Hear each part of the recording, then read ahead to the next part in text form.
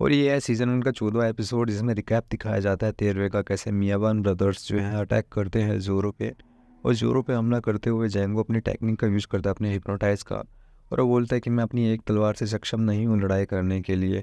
और captain Django देखता है कि वहाँ पे क्लाडोर भी आ गया है। और इसमें दिखाया जाता है इस एपिसोड में कि कैसे लूफी एक्शन में आ जाता है फिर से। और फिर दिखाया जाता है क्लाडोर को, अरे कैसे तुम दोनों जान हार गए हो लुटेरो। राइट जेंगो, तुम इतने कमज़ोर निकले क्या, इतनी जल्दी तुम कैसे हार गए हो। और तुमने बोला था कि उस बच्चे को जाने दो, इससे कोई परेशानी नहीं होगी। ओह, ऐसा क्या, मैंने बोला था लेकिन तुम्हें भी तो पता था ना कि वो बस हमारे खिलाफ लड़ाई करेगा। ओह, तुम तो यार बड़े कमज़ोर निकले हो। कैप्टन जेंगो कहता है तुम कमज़ोर किसको बोल रहे हो। और वो बोलता है तुम ही को बोल रहा हूँ कमज़ोर। तुम तो पहले शक्तिशाली थे ना, अब क्या हो गया है, लेकिन अब क्यों नहीं तुम सामना कर पा रहे हो। ओ, फिर मियावान ब्रदर्स बोलते तुम तो गांव में रहे हो, हमने जो है नगर लूटे हैं, कितने जहाज उठाए हैं, अब तुम हमारे खिलाफ कैसे लड़ पाओगे। तुमने क्या किया है इन 3 सालों में, इन 3 सालों में तुमने कुछ भी नहीं किया है। हमने इतना सारा कुछ किया हुआ है, आज हम तुम्हें हरा देंगे आराम से। रुक जाओ बूची श्याम, कैप्टन जेंगो बोलता है, लेकिन वो दोनों रुकते नहीं हैं और भाग का अटैक करते हैं कैप्टन क्यूरो पे। तुम हमारे कैप्टन नहीं हो, अब हम तुम्हें मार डालेंगे। और देखते ही देखते वो अपने हथियार निकाल लेता है सारे के सारे। और जैसे ही वो हथियार निकालता है जोरो बोलता अरे इसने एकदम कैसे किया, कैसे अपने सारे वेपन एकदम से निकाल लिए, पता ही नहीं चला बिल्कुल भी। ओ, तुम्हें पता भी है तुम किसको मारने आ रहे हो, कुछ सोच तो लेते पहले मारने किसको आए हो। ये आ गया, ये देखो टेक्निक पुशी फुट मैन्यूवर। इस टेक्निक का कैसे सामना करोगे तुम दोनों, तुम दोनों तो बड़े मजाक में ले गए हो मुझको, हिम्मत कैसे हुई तुम्हारी। ओ, फिर वो कैप्टन जैंगो बताता है एक साइलेंट मूव टेक्निक होती है, जिसमें ये 50 लोगों को बिल्कुल मार सकता है बिना उनकी भनक लगे, पता भी नहीं चलेगा कब मार दिया गया। इस प्लान से कैसे ही कोई बच सकता है, कैसे हिम्मत हो गई। ओ, अब मुझे वही 3 साल पुराना कैप्टन क्यूरो याद आ रहा है और उसकी हैबिट चश्मा ठीक करने की, वही बिल्ली वाले पंजे। कैसे आखिर इनका सामना करेंगे हम, ये तो हमें मार डालेगा। ओ, मुझे लगता है कि मैं इन 3 सालों में काफ़ी बदलाव आ गया है मेरे अंदर, जब मैं यहाँ पे धरती पे रहा हूँ पानी के जहाज़ के अलावा। अब देखो मैं कैसे चमत्कार करता हूँ, मैं तुम्हें 5 मिनट देखता हूँ, इन 5 मिनट में कर लो तुम्हें जो करना है। अगर तुम इन 5 मिनट में कुछ भी नहीं कर पाते हो तो मैं सब के सबको मौत के घाट उतार दूंगा अपने इन्हीं दोनों हाथों से। और सारे के सारे डरने लग जाते हैं, इधर उधर देखने लग जाते हैं आखिर इसका सामना कैसा करेंगे। कैप्टन जेंगो बोलता है कि तुम अगर जोरो को हरा देते हो तो हम पहाड़ी के उस पार आराम से जा सकते हैं। और फिर वो अटैक करते हैं दोनों के दोनों मिलके दोबारा कैप्टन जोरो पे। और जोरो पे जब हमला करते हैं तो जेंगो बोलता है कि मुझे भरोसा है तुम पे मियाबान ब्रदर्स। और जोरो जो है नामी के द्वारा दोनों फेंकी हुई तलवार ले लेता है और तीनों तलवार उसके हाथ में होती है। और वो नामी को बोलता है तुम मेरी हिम्मत कैसी हुई, तुम दोबारा तलवारों में लात मार रही हो। और फिर वो बोलते हैं कि कुछ फ़ायदा नहीं है, तलवारें क्या काम करेंगे। अरे तुम्हें नहीं पता, तुम्हें कैसे पता होगा कि 3 तलवारों से कैसे लड़ा जाता है, ये टेक्निक होती है। इसका मतलब ये नहीं कि 3 तलवारें हैं साथ में, वो धड़ाम से मारता है और दोनों को दोनों एक हिट में मार देता हूँ। फिर वो बोलता है कि 4 मिनट रह गए, ये कैसे क्या सामना करोगे तुम अब इन लोगों का। और 3 तलवारें रखना अलग बात होती है, 3 तलवारों की टेक्निक यूज़ करना वो चीज़ अलग है। तो तुम नहीं समझोगे इन बातों को। और सारे के सारे देखते हो और इसने कैसे किया, एक ही बार में मार गिराया मियावान ब्रदर्स को। आखिर ऐसा कैसे किया यार, ये तो बड़ा ज़्यादा शक्तिशाली है, इतना शक्तिशाली कि इसका सामना हम कैसे करेंगे। एक हिट में मियावान ब्रदर्स को मार दिया इन्होंने, आखिर कैसे। कैप्टन क्यूरो कहता है कि 4 मिनट रह गई है, कैसे क्या करोगे जल्दी सोचो। जैसे 5 मिनट पूरी हुई मैं एक एक को मार दूंगा जान से। अब 3 मिनट रह चुकी हैं, आखिर क्या सोच रहे हो तुम, क्यों नहीं कुछ करते हो।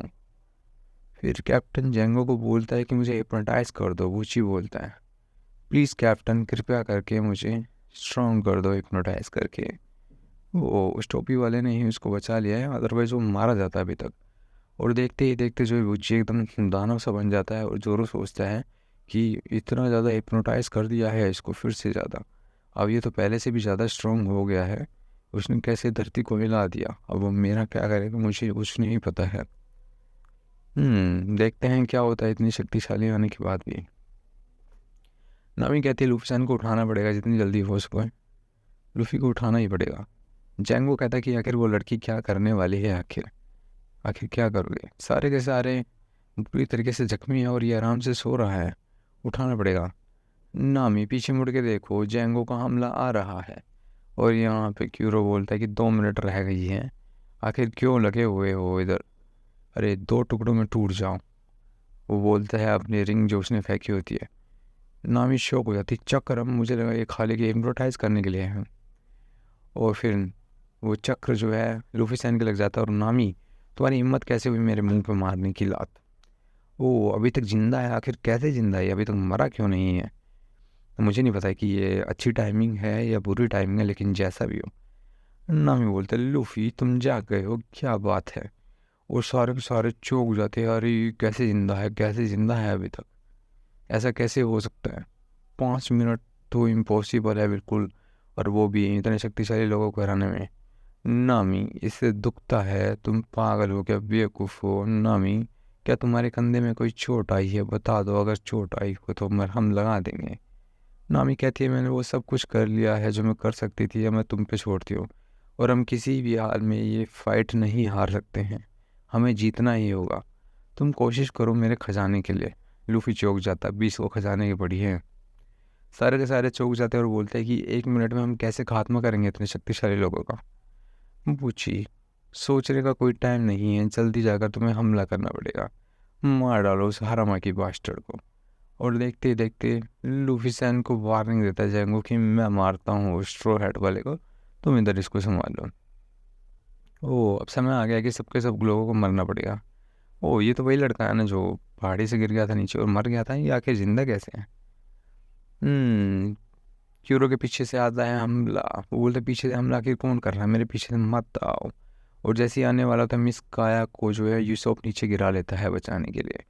और जब वो बचा लेता है तो जख्मी हो जाता है। जब जख्मी हो जाता है तो वो बोलती है कि यूसुफ सैन, क्या तुम ठीक हो, तुम्हारे साथ क्या हुआ, आखिर तुमने सही कहा था क्लाडोर जो है एक लुटेरा है।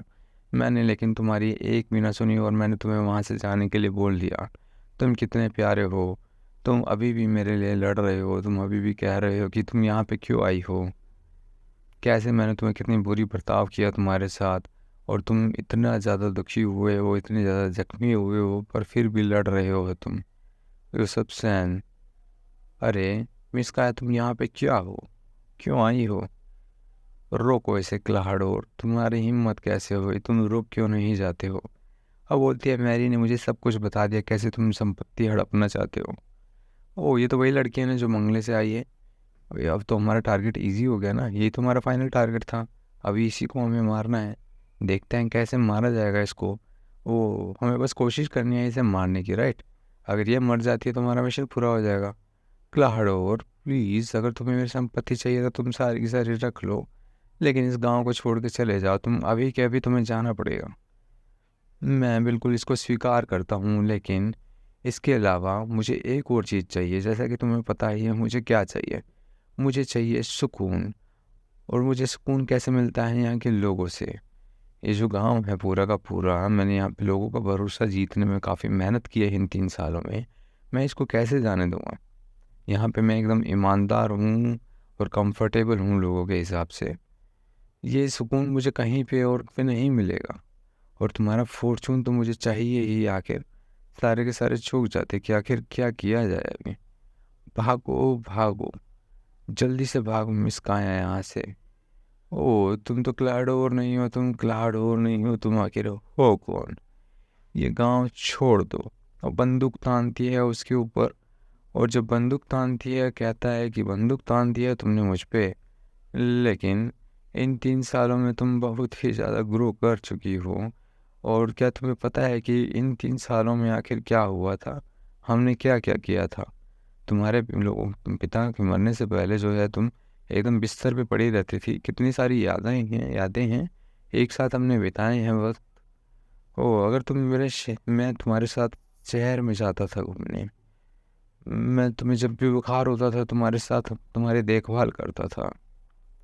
कितनी सारी कहानियां मैंने सुनाई है तुमको हंसते हंसते, और तुम्हें कुछ भी याद नहीं है। मैंने अपने आप को तुम्हारे लिए समर्पित कर दिया था, लेकिन तुमने क्या करा बताना।